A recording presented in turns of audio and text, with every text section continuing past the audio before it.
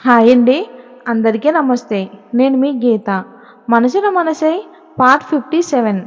నవీన్ రాధ చెయ్యి పట్టుకుని రాధా అని పిలుస్తాడు. రాధ నవీన్ వైపు చూస్తుంది. నవీన్ చూపులో పశ్చాత్తాపం స్పష్టంగా కనిపిస్తుంది రాధకు. అయినా సరే మౌనంగానే ఉంది రాధ. జాగ్రత్త అని చెప్పేసి బస్ దిగిపోతాడు. వెళ్తున్న నవీన్ వైపు రాధ విండో నుండి చూస్తూ వస్తున్న కన్నీటిని తుడుచుకుంటుంది. నవీన్ బస్ స్టాండ్ నుండి రిటర్న్ ఇంటికి వచ్చేస్తాడు. హాల్లో సంజయ్, సుజి ఇద్దరూ టీవీ చూస్తూ ఉన్నారు. నవీన్ను చూడగానే నవీన్ వెళ్ళిపోయారా అని అడుగుతుంది సుజి.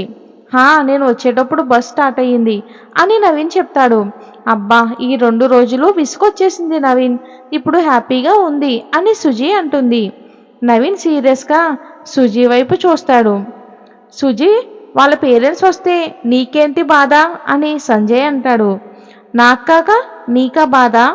అబ్బబ్బా, ఎప్పుడు చూడు మాట్లాడుకుంటూ చాలా డిస్టర్బ్ చేశారు. నవీన్కి తెలుసు నాకు అలా నచ్చదు అని. తప్పగా ఒప్పుకుని ఉంటాడు వాళ్ళు రావడం గురించి. అవును కదా అని సుజి అడుగుతుంది. నవీన్ ఆలోచిస్తూ మౌనంగా ఉన్నాడు. రాధ ఉంటే ఇల్లు కలగా ఉండేది. ఇప్పుడు నీ మొహం చూడలేక నీ మాటలు వినలేక చావాలి అని సంజయ్ రూమ్లోకి వెళ్ళిపోతాడు. ఇప్పుడు నేనేమన్నా, నాకు ఎక్కువ మంది ఉంటే నాకు నచ్చదు అన్నా. అంతే కదా అని సుజి కూడా టీవీ ఆపేసి, నవీన్ మేము తినేసాం, నువ్వు కూడా పెట్టుకుని తినేసే అని చెప్పి సుజి కూడా రూమ్లోకి వెళ్ళిపోతుంది. నవీన్కి చాలా అసహనంగా అనిపించి నేరుగా తన రూమ్లోకి వెళ్ళిపోతాడు. నవీన్ వెళ్ళి ఫ్రెష్ అయ్యి బెడ్ మీదకి చేరి పడుకుని బెడ్ని చేత్తో తడుముతూ ఉంటాడు.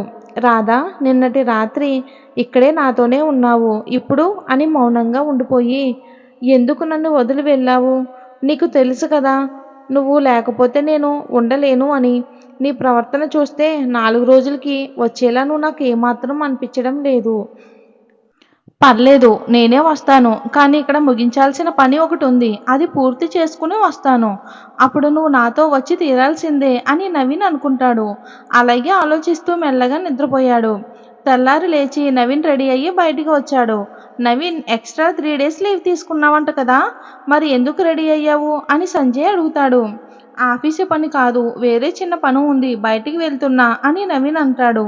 హా, అవునా, సరే రా బ్రో, నేను రాత్రి మిగిలిన అన్నంతో టమాటా రైస్ చేశాను, తిందామని సంజయ్ అంటాడు. నాకు వద్దు, నువ్వు తిను సంజయ్ అని నవీన్ అంటాడు.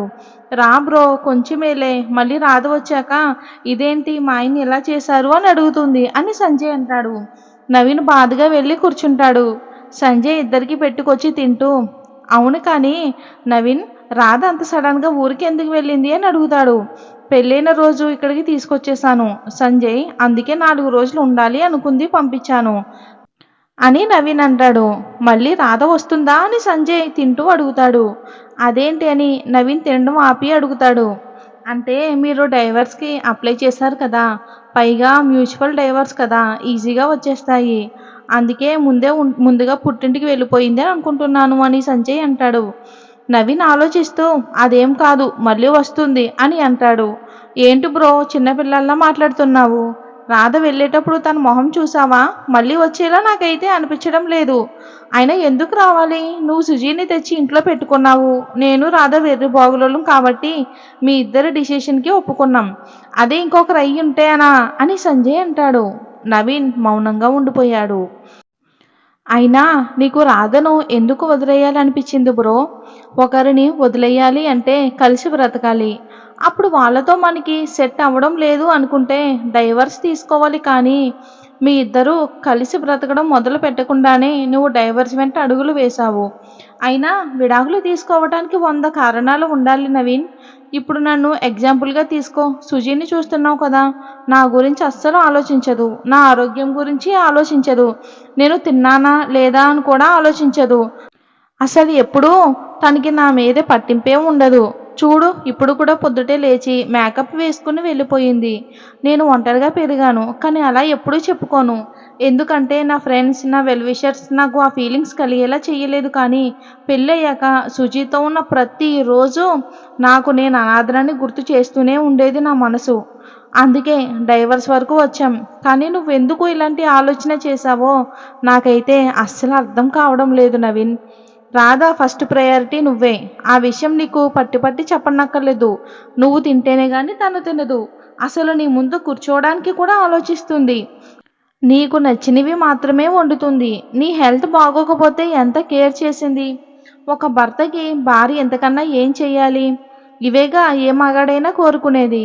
మరి ఇంత అదృష్టం ముందు పెట్టుకుని సుజీని ప్రేమించానని చెప్పి సుజీని ఇంట్లో పెట్టుకున్నావు. అసలు ఇలా నువ్వు చెప్పగానే ఒప్పుకున్న సుజీది తప్ప లేక నీది తప్పో నాకు అర్థం కావడం లేదు నాకు. పైగా ఇప్పుడు కొత్తగా రాధ వస్తుంది నాకు తెలుసు అని మాట్లాడుతున్నావు. ఎలా వస్తుంది అనుకుంటున్నావు అసలు? ఎందుకు రావాలి తను? నీ దగ్గర ఎలాగో మహారాణి హోదా పొందలేదు కాబట్టి వాళ్ళ అమ్మా నాన్న దగ్గర వాళ్ళు ముద్దుల యువరాణిగా ఉండనివ్వు. ఎందుకంటే నువ్వు ఇంతకంటే ఎక్కువ ఎక్స్పెక్ట్ చేస్తే రేపటి రోజు నీ వల్ల రాధ ఎక్కువ సఫర్ అవ్వచ్చు. ఆలోచించు అని సున్నితంగా మాట్లాడతాడు సంజయ్. తిన్న ప్లేటు తీసుకుని కిచెన్ వైపు వెళ్తూ. అనవసరంగా మాట్లాడుంటే సారీ బ్రో, కానీ నేను నిజం మాత్రమే మాట్లాడ్డాను అని సంజయ్ వెళ్ళిపోతాడు. నవీన్ ప్లేటు అన్నం కలుపుతూ ఆలోచిస్తూ లేచి కిచెన్ వైపు వెళ్తాడు. సంజయ్ ఆఫీస్కి వెళ్ళిపోయాక నవీన్ కూడా అనిల్కి కాల్ చేసి రేయ్ స్టార్ట్ అయ్యావా అని అడుగుతాడు. హా ఎప్పుడో, నేను వచ్చేస్తున్నా, నువ్వు కూడా అటు నుండి వచ్చేసే అని అనిల్ కాల్ కట్ చేస్తాడు.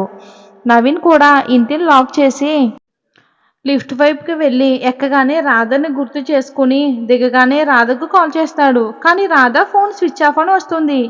ఇదేంటి స్విచ్ ఆఫ్ అని వస్తుంది? మామయ్యకి చేస్తే వద్దులే బాగోదు, మళ్ళీ రాధని ఎందుకు ఫోన్ స్విచ్ ఆఫ్ చేస్తామని అడుగుతారు.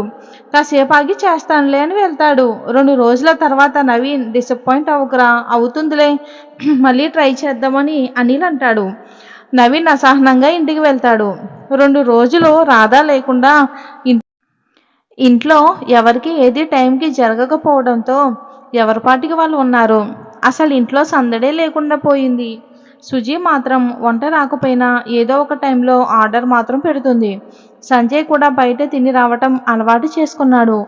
నవీన్ రాధ రాకముందు ఎలా అయితే అన్నీ మేనేజ్ చేసుకునేవాడో ఇప్పుడు కూడా సేమ్ అలానే చేసుకుంటున్నాడు. కానీ రాధ లేని లోటు మాత్రం పూర్తిగా తెలుస్తుంది నవీన్కి. చూస్తూ ఉండగానే 20 రోజులు గడిచిపోయాయి. మరి రాధ వస్తుందా? నవీన్ ఊరు వెళ్తే రాధ ఏం చెప్తుంది అనేది వచ్చే భాగంలో చూద్దాం. స్టోరీ నచ్చినట్లయితే లైక్ చేసి ఛానల్ని సబ్స్క్రైబ్ చేసుకోండి. Thanks for watching friends. Have a nice day.